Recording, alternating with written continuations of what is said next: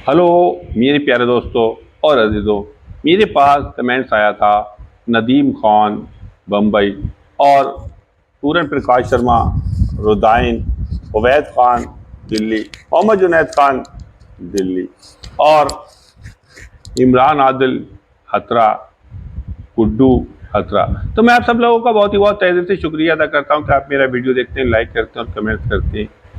भारतीय कप्तान पे इंजमाम ने लगाया इल्ज़ाम और समझ में एक बात नहीं आई कि गुस्से में आके नाराज होके उन्होंने इल्ज़ाम लगा दिया। अपनी टीम तो कुछ कर नहीं पाई, दूसरे पे इल्ज़ाम लगा दिया। बहुत समझाया, बहुत बताया, बहुत कुछ सिखाया, लेकिन वो कुछ भी ना सीख सकी और वो इतनी बुरी तरह से पिटी, इतनी बुरी तरह से हारी कि वो सुपर 6 में भी क्वालिफाई नहीं कर सकी।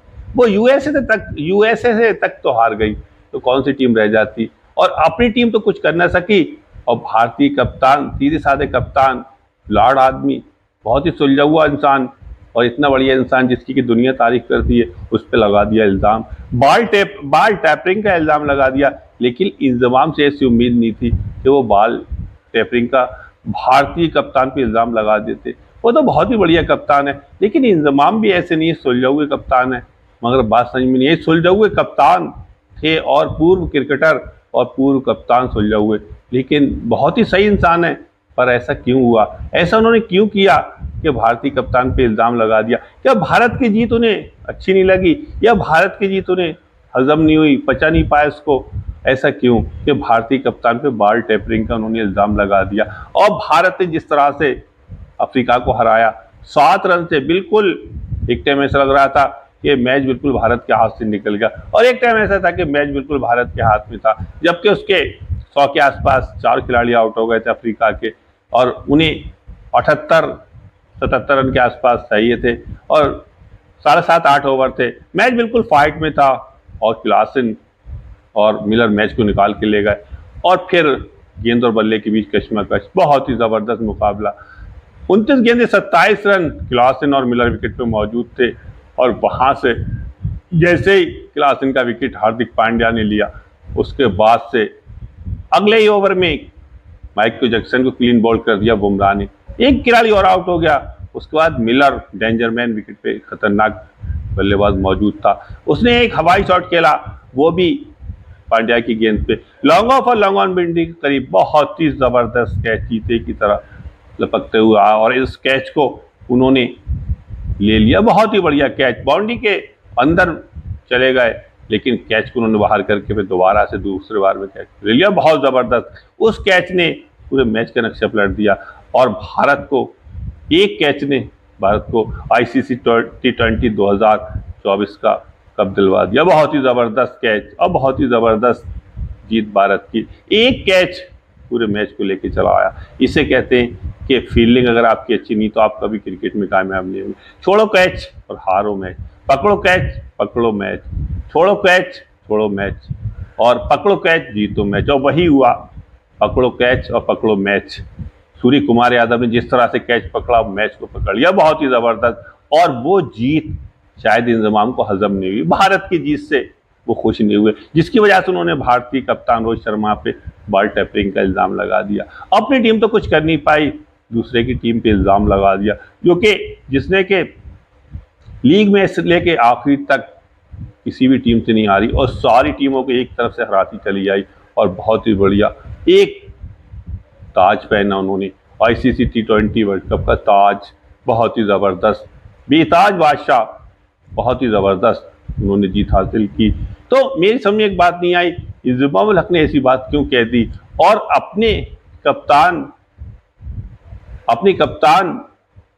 रोहित शर्मा, भारत के कप्तान, हमारे अपने कप्तान को ऐसी बात उन्होंने कह दी, हमारे कप्तान को ऐसी बात क्यों की? इंजमाम हक पुराने खिलाड़ी हैं और कप्तान भी रह चुके हैं, और उनकी सबसे बड़ी और सबसे जो गाढ़ी दोस्ती थी, बहुत ही बढ़िया दोस्ती जो थी, वो भारतीय कप्तान सौरव गांगुली से थी। इतनी गाढ़ी दोस्ती थी, इतनी पक्की दोस्ती थी कि जब भी भारतीय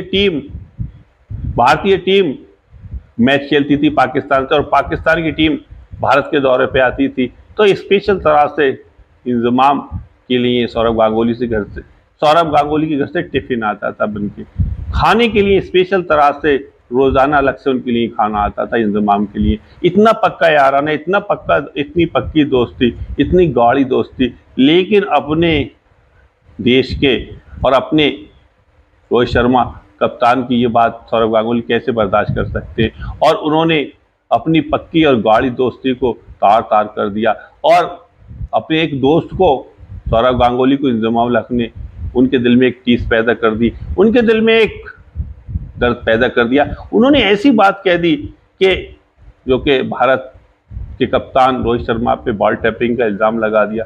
ये उनके मुंह से अच्छा नहीं लग रहा था। वो ऐसे इंसान नहीं है, लेकिन ऐसी बात कैसे कह गए? हो सकता है जज्बात में आके कह गए या किसी और वजह से कह गए, लेकिन उन्हें ऐसा नहीं कहना चाहिए।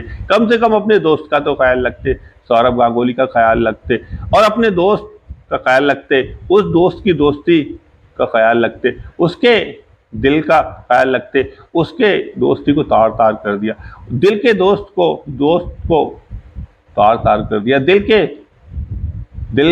के दोस्त को उन्होंने दिल में नहीं रखा। अपने सौरव गांगुली के जो उनका दिल था, उस दिल को तोड़ दिया और उसमें दरार पैदा कर दी। उन्हें ऐसा नहीं करना चाहिए था। और मैं ये बताना चाहता हूँ कि जो भी इंजमाम ने किया, ऐसा क्यों किया? उन्हें ऐसा नहीं कहना चाहिए था। भारतीय टीम की क्या उन्हें जीत पसंद नहीं आई, या वो भारतीय टीम से खुश नहीं थे? पाकिस्तान की टीम हार गई।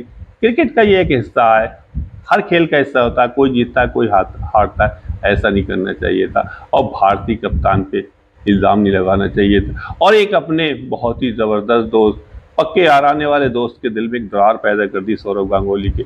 उन्हें ऐसा नहीं करना चाहिए। वो सौरव गांगुली कैसे बर्दाश्त कर सकते हैं अपने भारतीय कप्तान रोहित शर्मा की ये बात को, बॉल टैपिंग का जो इल्ज़ाम लगाए जिम्बाब्वे में, वो कैसे बर्दाश्त कर सकते हैं?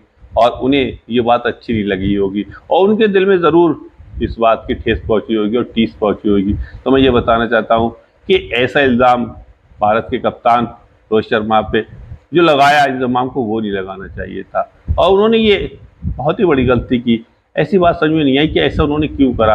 वो ऐसा लगता नहीं कि वो ऐसे हों, लेकिन उसके बाद भी हो जाता है कभी जज्बात में या कभी किसी और वजह से ऐसी बात कह गए। तो मैं ये बताना चाहता हूँ कि उन्हें ऐसा नहीं कहना चाहिए था। और मैं अपनी वीडियो को यही पूरा करता हूँ। जिन लोगों ने मेरी वीडियो को देखा, लाइक किया, कमेंट किया, मैं सबका तहे दिल से शुक्रिया अदा करता हूँ, खुशामदीद कहता हूँ, आदाब।